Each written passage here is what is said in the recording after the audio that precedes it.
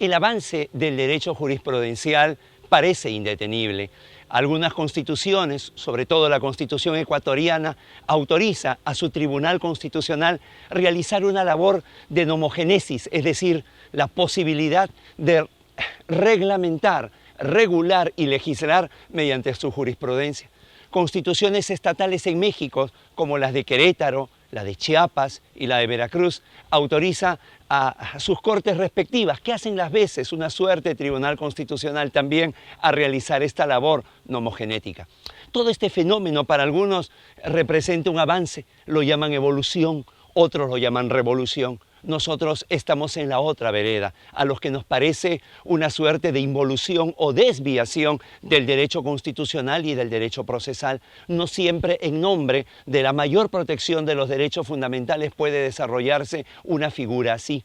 Sin embargo, más allá de toda óptica que esto represente, lo cierto es que ese avance se viene dando y de una manera que no se detiene. Aquí en el Perú también ha llegado a través del precedente constitucional. Si bien es cierto, lo hemos tratado en el amanecer del programa 3 y programa 4, el día de hoy vamos a analizar cómo el precedente constitucional ha alterado la pirámide kelseniana y la jerarquía normativa en el Perú.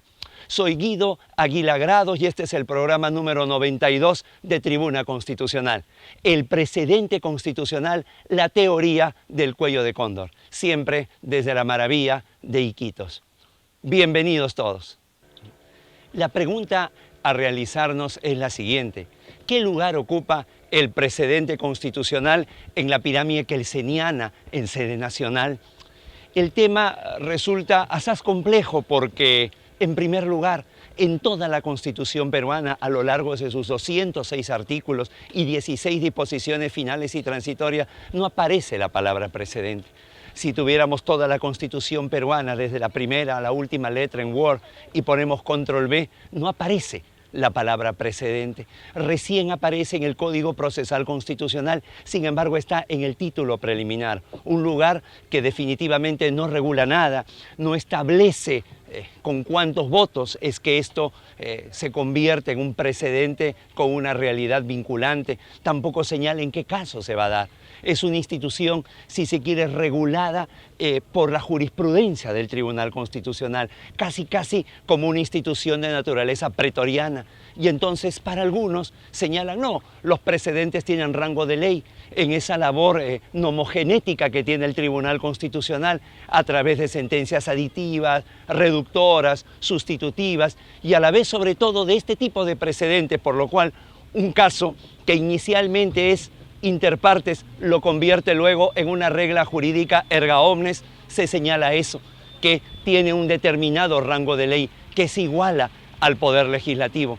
Para otros, voces inclusive autorizadas, como la del gran constitucionalista peruano Luis Castillo Córdoba, sostienen que no, que tienen rango constitucional. ¿Por qué?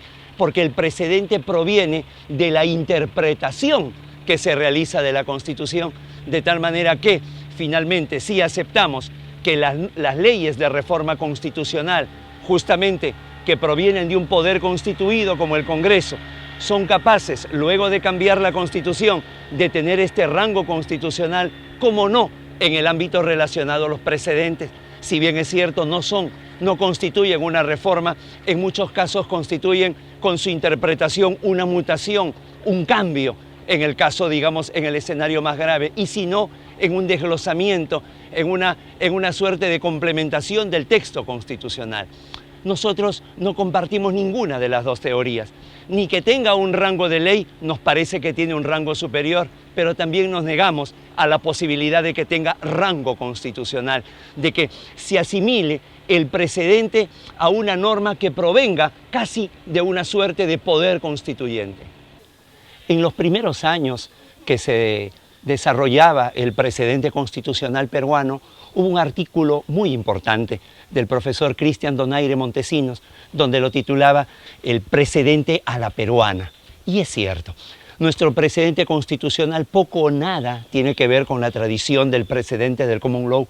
no es que se vaya formando con el tiempo, no, es un golpe de autoridad que da el Tribunal Constitucional para que desde una primera sentencia se convierta inmediatamente en precedente. Por eso, este programa que he seguido por muchas personas fuera del Perú deben entender esta naturaleza muy particular que tiene el precedente constitucional.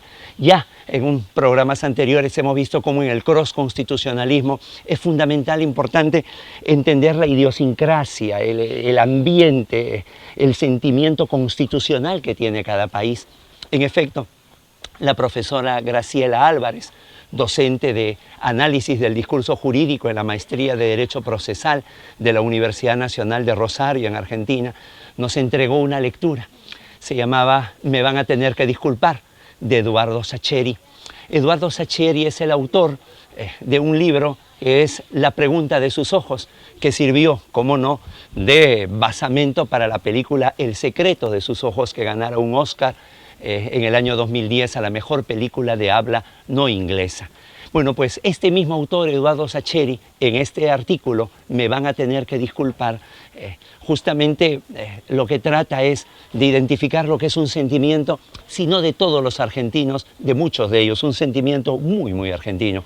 Un hombre, él, Sacheri, conocido por su ética, por su consecuencia, por su razonabilidad, de pronto pide que no se le juzgue a Diego Armando Maradona, porque casi lo coloca, sin decirlo, como la imagen de un héroe. Esto es, señalaba que en 1982 los ingleses le habían arrebatado a los argentinos las Islas Malvinas y que apenas habían pasado 4 años cuando se desarrolló el Mundial de México, el Mundial de Fútbol.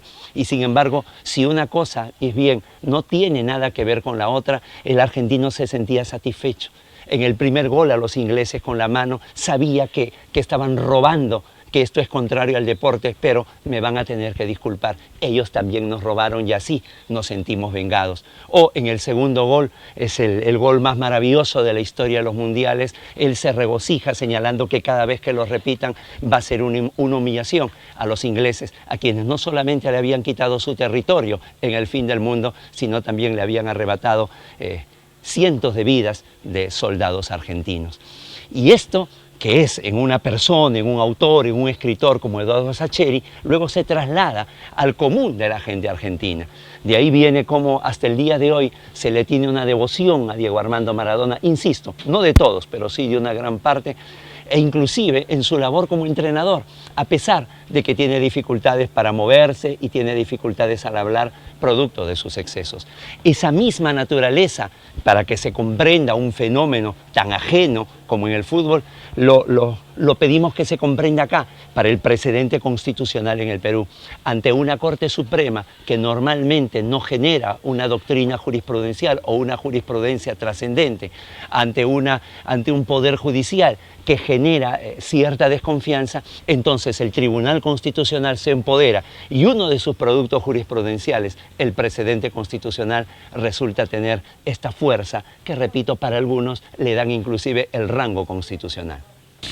Estamos convencidos que el precedente constitucional es más que una ley. Podemos someterlo, si quieren, a 3 filtros. El Congreso puede derogar una ley, pero el Congreso no puede derogar un precedente constitucional. Una ley puede ser sometida a un control de amparo contra normas legales. El precedente constitucional no admite la posibilidad de interponerle un amparo. Por último, una ley puede ser revisada por el Tribunal Constitucional vía proceso de inconstitucionalidad. El precedente no. Está por encima de la ley, pero no aceptamos que tenga el rango constitucional. Esto le daría al Tribunal Constitucional la posibilidad de ser un poder constituyente. No, es un poder constituido. Sin embargo, muchas veces se habla de un poder constituyente constituido. Esta labor es del Congreso. El Congreso es el que ha sido señalado por el texto constitucional para esta labor. Lo que sí podemos aceptar es que el precedente constitucional forme parte del bloque de constitucionalidad, ¿cómo no? Y además que tenga un rango superior a la ley. Por ello, cuando dibujamos la pirámide kelseniana aplicada al Perú, asemeja como si fuera la figura de un cóndor con las alas plegadas. Bueno, pues a ese cóndor hay que señalarle el cuello. Por eso el nombre de la teoría del cuello de cóndor. El cuello estaría representado por el precedente constitucional que tiene un rango superior a la ley pero inferior a la Constitución. Se abre un espacio entre el primer y el segundo nivel. Por ello el nombre la teoría del cuello de cóndor, aplicable, insisto, solamente en sede nacional por la naturaleza tan particular que tiene nuestro precedente. Así llegamos al final de este programa 92, la teoría del cuello de cóndor aplicado al precedente constitucional peruano. Aquí, desde el río Amazonas, nos despedimos. Nos vemos en el siguiente programa. Muchísimas gracias. Con su permiso.